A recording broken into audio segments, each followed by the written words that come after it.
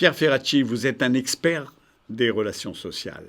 Vous êtes président du groupe Alpha, qui regroupe justement des gens qui savent de quoi ils parlent sur le plan des relations sociales. On vous consulte aussi bien dans les entreprises, dans les syndicats, qu'à la présidence de la République. Comment expliquer qu'en ce qui concerne justement ce domaine-là, c'est toujours très difficile en France, à l'inverse de tous nos pays voisins? Alors, il y a un problème spécifique qui est lié à la réforme des retraites et il y a un problème plus général qui concerne nos relations sociales dans ce pays qui ont toujours été un petit peu compliquées. Sur la réforme des retraites, je dirais qu'il y a une obsession syndicale, mais aussi une obsession patronale sur la question du temps de travail. Depuis les congés payés, depuis le Front populaire, en passant par mai 68 et puis la réforme des 60 ans de François Mitterrand quand il arrive à la présidence de la République. Sur le temps libre, sur le temps de travail, on a effectivement peut-être une particularité nationale, culturelle, qui incontestablement nous fait poser les problèmes de façon un peu différente de celle des pays voisins. Alors il y a des conditions aussi particulières qui font que cette réforme des retraites, là tout récemment, a suscité un consensus un petit peu nouveau de la part des organisations syndicales, puisqu'elles étaient toutes réunies dans une intersyndicale, y compris la CFDT, qui quelques années auparavant, au moment où Emmanuel Macron propose la réforme avec le système à points, était plutôt dans le camp présidentiel.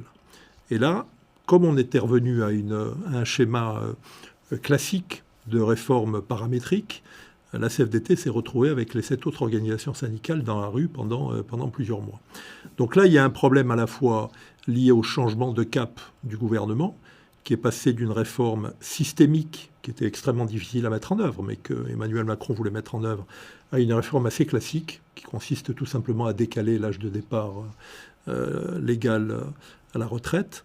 Et ça a remis la CFDT avec tous les autres, mais les autres étaient déjà vent debout, y compris contre la réforme du système à points. Alors ça renvoie à des enjeux qui ne sont pas toujours faciles à appréhender pour l'opinion publique. La France, par exemple, est aussi le pays où le temps de travail hebdomadaire est un des plus bas. Alors, il faut dire que l'Allemagne a un temps de travail aussi sur l'ensemble de l'année qui n'est pas très éloigné de celui de la France. Mais la France s'est passée aux 35 heures de façon assez brutale il y a quelques années. Il y a presque un quart de siècle maintenant. Et il faut savoir que en passant aux 35 heures, ça a fait un coût pour les entreprises immédiat important, que les entreprises ont rattrapé en intensifiant le travail et en développant la productivité. Et ces dernières années, la France était un des pays où la productivité du travail était la plus élevée. Ça compensait le fait que l'on travaillait moins. Cette productivité, cette intensification du travail se sont aussi payées dans le domaine des conditions de travail. Donc il y a aussi une particularité française que la réforme des retraites a peu mis en évidence, c'est venu un petit peu à la fin du débat, c'est qu'en matière d'accidents de travail, de pénibilité au travail, la France est malheureusement dans le peloton de tête. Donc on travaille moins, mais on travaille intensément, et ça développe aussi l'aspiration à couper le travail un peu plus tôt que nos voisins. Bon, pour corriger un peu le tir, il faut dire que nos voisins, même s'ils ont allongé l'âge légal de départ à la retraite, l'âge réel, en Allemagne par exemple, n'est pas très éloigné du nôtre. Il faut savoir que dans le secteur privé, on part plutôt à la retraite, pas loin des 64 ans aujourd'hui, alors que l'âge légal était de 62 ans jusqu'à peu de temps, jusqu'au 1er septembre. Donc tous ces ensembles-là font que le débat est plus compliqué chez nous. Après, il y a un autre enjeu sur lequel on a souvent évoqué l'originalité française aussi, c'est que la recherche de compromis en France est plus compliquée qu'ailleurs. Pourquoi ? Ça renvoie au rôle de notre État très jacobin et très centralisateur, qui s'est souvent mêlé davantage que dans les autres pays de ce que doivent faire les partenaires sociaux. On le voit pour l'assurance chômage, on le voit pour la réforme des retraites, on le voit aussi pour le logement, qui fait l'objet de schémas paritaires entre patronat et syndicats. On le voit pour la formation professionnelle aussi, qui a été l'objet de réformes récemment.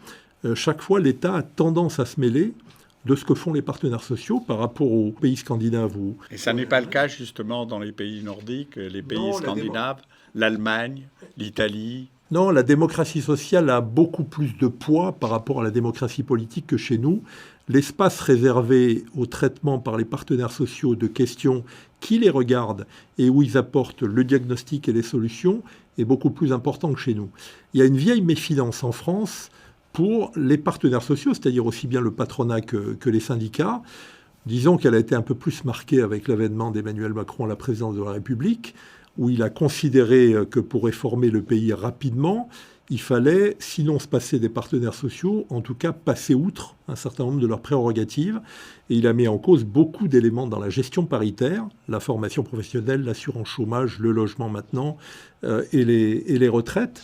On voit aujourd'hui que la tentation de récupérer une partie des excédents de la GERCARCO, c'est-à-dire des retraites complémentaires gérées par les partenaires sociaux, est forte du côté du gouvernement.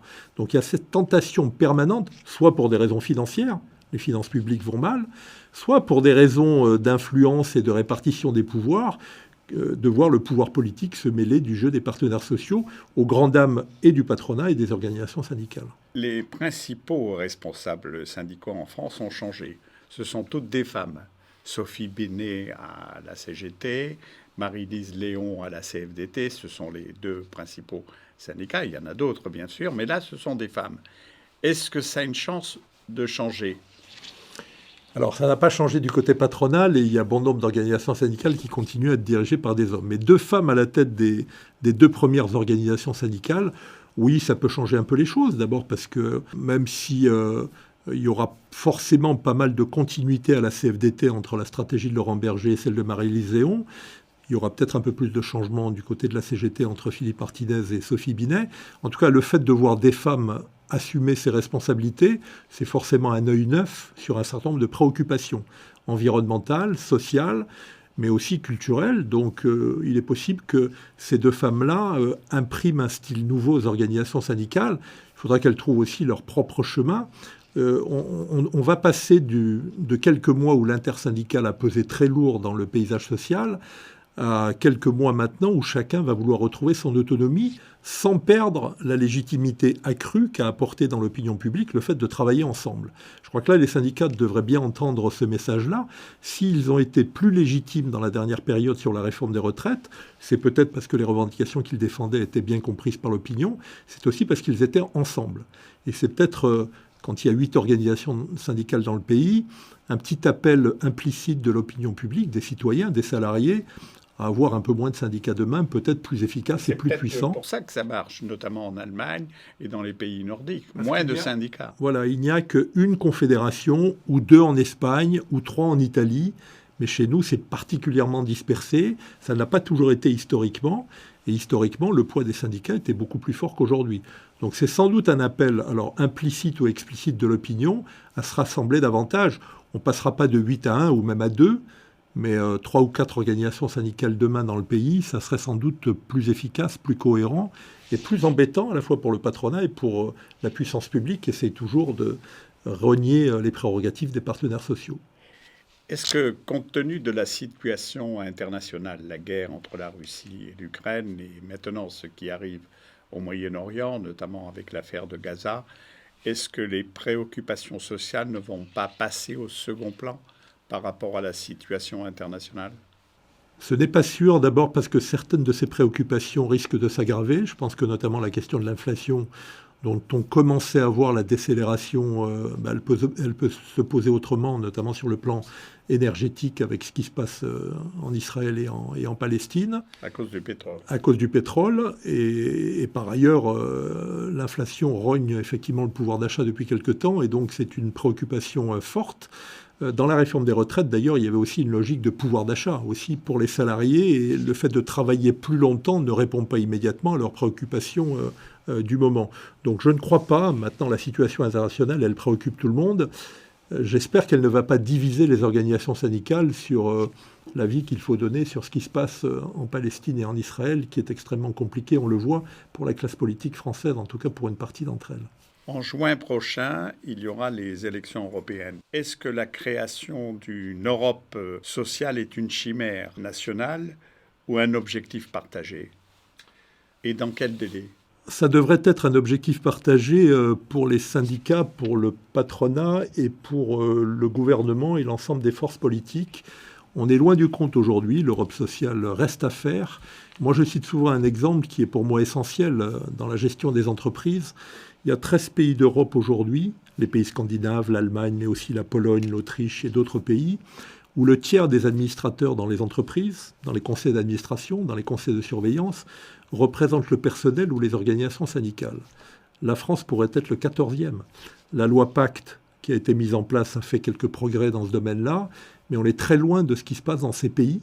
Et pour moi, c'est un élément important parce que c'est une façon d'écouter un peu mieux la voix du travail, la voix des salariés, la voix de ceux qui portent les revendications des salariés dans la gestion des entreprises, en tout cas dans les orientations stratégiques majeures de ces entreprises. Dans ces pays-là, ça se fait. Et ça n'empêche pas ces pays d'être vigoureux sur le plan économique. Chez nous, on a tendance à être toujours un petit peu en retard. Et pour moi, l'Europe sociale, ça commence par là. Une répartition du pouvoir différente dans les entreprises, au sens large, les entreprises privées, mais aussi les entreprises publiques.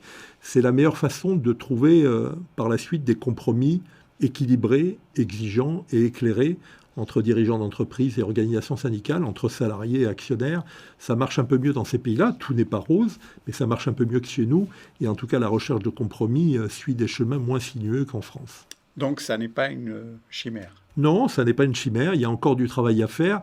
Mais peut-être que le fait que l'Europe soit confrontée aujourd'hui au défi d'un affrontement entre la Chine et les États-Unis extrêmement vigoureux, peut-être que l'Europe a intérêt à trouver le chemin d'une Europe plus industrielle, mais aussi plus sociale, pour être demain en face de ces deux géants en position plus favorable. Ça va marcher, la retraite à points en France ? Il faudrait la reprendre parce qu'elle avait au moins l'avantage, après la détermination du point peut susciter quelques interrogations et quelques inquiétudes, mais de remettre un peu plus d'équité dans le système. Il n'y en a pas suffisamment dans notre système actuel, même s'il y a eu quelques progrès. Et donc le système à points qui a fait peur à tout le monde permettait au moins de tout mettre sur la table et de mettre sur un pied d'égalité les différents métiers, en accordant aussi de temps en temps des points supplémentaires pour des enjeux de pénibilité qui existent dans certains métiers et pas dans d'autres. Vous parlez avec le président de la République. Il m'arrive de lui parler, ça m'est arrivé récemment à Bonifacio à l'occasion de l'inauguration d'un collège au nom de mon père, puisque le président était là avec le président de la région Corse et le maire de Bonifacio.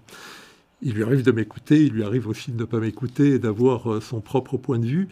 J'ai souvent dit au président de la République que la France était entre deux eaux, entre un système anglo-saxon sur le plan économique et social et un système qu'on peut appeler rhénan ou scandinave. Et quand on est entre deux eaux, je dis toujours qu'on prend souvent le plus mauvais des deux systèmes plutôt que le meilleur. Donc moi, je suis résolument favorable à ce que l'Europe s'engage sur quelque chose de plus cohérent, avec une démocratie sociale plus en harmonie et plus forte par rapport à la démocratie politique qu'on a dans ces pays-là. Est-ce qu'Emmanuel Macron va s'engager aussi ? J'espère qu'il va s'engager dans la voie de cette Europe sociale, parce qu'on en a besoin. Et l'Europe économique et l'Europe industrielle ont besoin d'une Europe sociale plus vigoureuse. Donc je crois que c'est l'intérêt de la puissance publique et c'est l'intérêt de la France et de la nation française que d'avoir une Europe plus équilibrée, parce qu'on a besoin de l'Europe pour affronter la Chine et les États-Unis. Et cette Europe-là n'est pas assez vigoureuse, ni sur le plan économique, ni sur le plan militaire, ni sur le plan social, ni sur le plan culturel. Merci.